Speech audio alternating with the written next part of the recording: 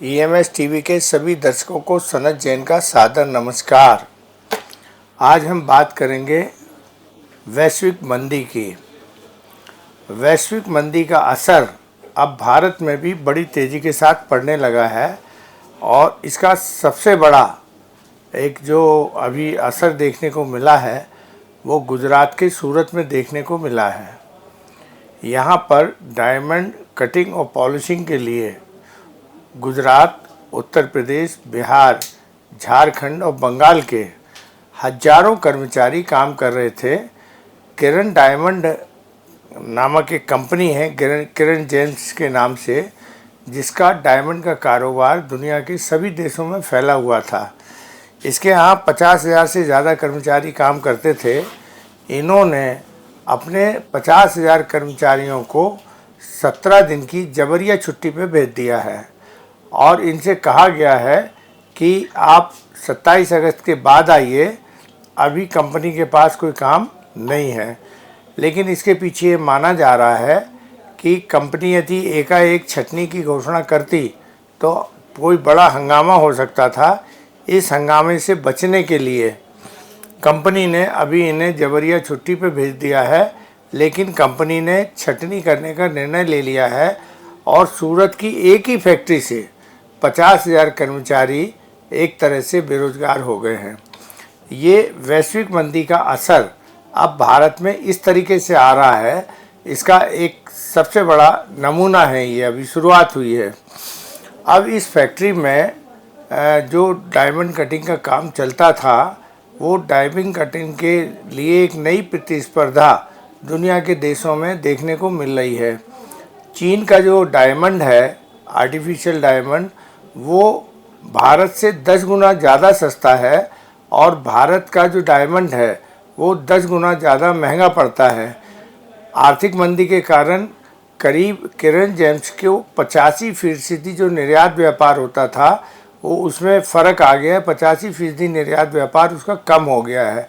उसको पिछले एक महीने से विश्व के किसी भी देश से कोई ऑर्डर नहीं मिले।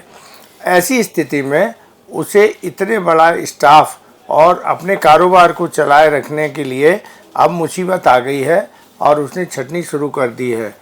अभी कल ही राज्यसभा में गुजरात के सांसद शक्ति सिंह गोहिल ने सदन में गुहार लगाई है कि जो ये कर्मचारी बेरोजगार हो रहे हैं, इन्हें कोई आर्थिक पैकेज केंद्र सरकार और गुजरात सरकार दे, ताकि ये बेरोजगार जो हो रहे हैं, दूसरे प्रदेशों से भी आए हुए लोग हैं, इनमें भूखमरी ना फैले और इनको कुछ आर्थिक सहायता दी जाए ताकि ये अपने रोजगार में कहीं ना कहीं जुटे रहें।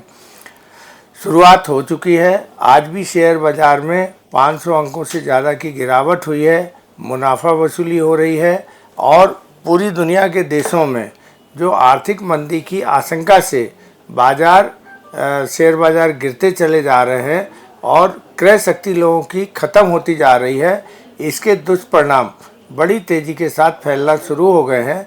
अभी ये प्रारंभिक दौर पर है, लेकिन आने वाले 2-3 माह में इसका एक बड़ा असर देखने को मिल सकता है।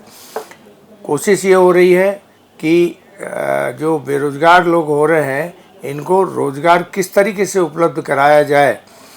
यदि तुरंत इस मामले में सरकार ने कोई पहल नहीं की तो ये बहुत बड़ी समस्या भारत में बन सकती है। और जिस तरीके से भारत की सबसे जो आबादी है वो युवा आबादी है, करीब करीब इस समय 60 से 65% युवा हैं जो पूरी तरह से काम करने के लिए सक्षम है और दुनिया के किसी भी देश में इतनी बड़ी युवा आबादी नहीं है जितनी भारत के पास है।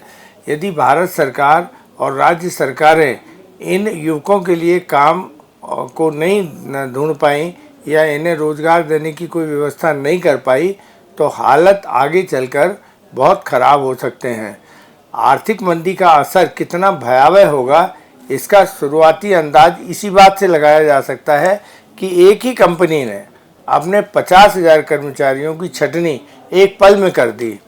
अब ये स्थिति जो बनी है कि डिमांड और सप्लाई, डिमांड पूरी दुनिया में कम होती जा रही है, ख़त्म होती जा रही है और सप्लाई बराबर बनी हुई है, तो ये इस स्थिति में जब कोई भी प्रक्रिया आ जाती है तो बाज़ार बड़ी तेज़ी के साथ गिरते हैं, लोग बेरोज़गार होते हैं और उन्हें रोज़गार देना कि वो अपना जीवन जी सकें, ये सरकारों के लिए सबसे बड़ी समस्या होती है और यह समस्या भारत में भी दिखने लगी है।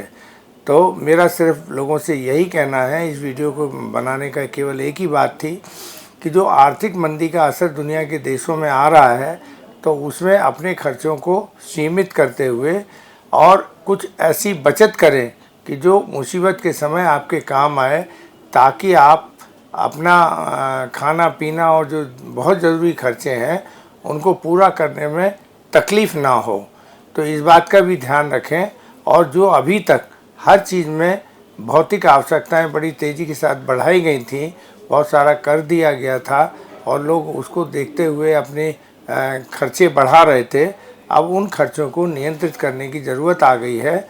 और जो लोग इस खर्चों को नियंत्रित कर पाएंगे वही इस आर्थिक मंदी से अपने आप को सुरक्षित रख पाएंगे। ये मेरी एक सलाह है।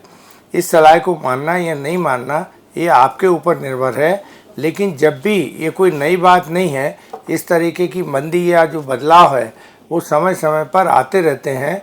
लेकिन जब हम अपने खर्चों को बढ़ा लेते हैं तो उनको नियंत्रित करने में बहुत समस्याएं खड़ी हो जाती हैं।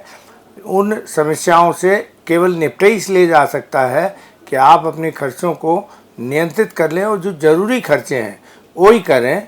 और यदि आप ऐसा कर पाए तो निश्चित रूप से इस आर्थिक मंदी के दौर में भी आप अपने परिवार को सुरक्षित रख पाएंगे, उनकी ज़रूरतों को पूरी कर पाएंगे।